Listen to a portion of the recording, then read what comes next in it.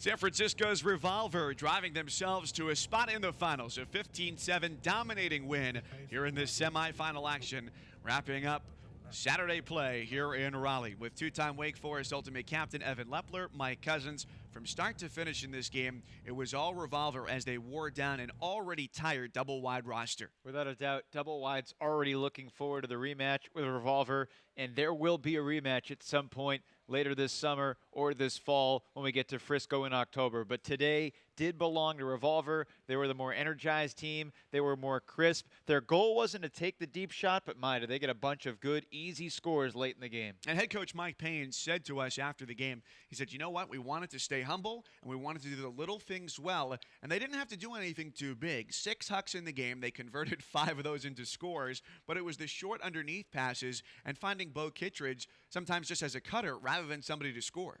You can't miss Bo Kittredge when he's on the field, but he's not the reason why Revolver won this game. The head coach, Mike Payne, has talked about how they have a young roster with a bunch of new players. Those guys are the ones making just as many, if not more, of the highlights than Bo Kittredge. A look at these highlights. There was no one name that stood out because they spread the scoring around so well, including the distribution on assists. It was unbelievable how many different players scored, how many different players finished with assists. This one, Josh Weissman catching the huck from Bo Kittredge.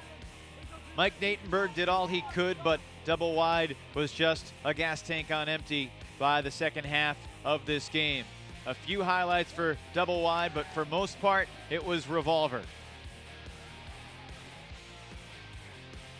Although Tyler DiGirolamo had something to say as well, and he's a guy that Doublewide very happy to have on their roster through the rest of the season. Kittredge, nice job getting that right knee in bounds.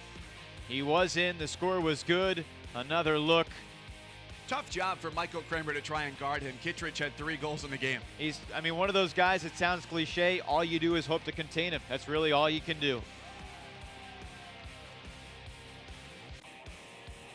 As this game wore on, Doublewide's defense just lost its intensity. Right there, Alex Thorne, that's a D that in most situations he might get, but not this time.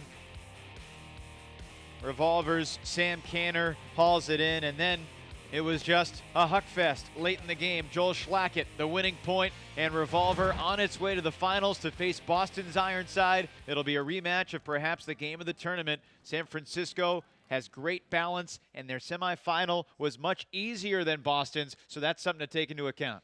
That game for Ironside went down to a universe point. What are you most excited about heading into the final?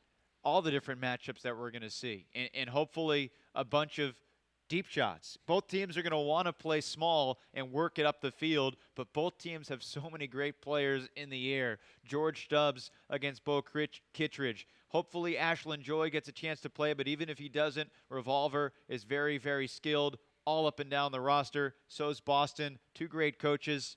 Man, I'm excited for tomorrow.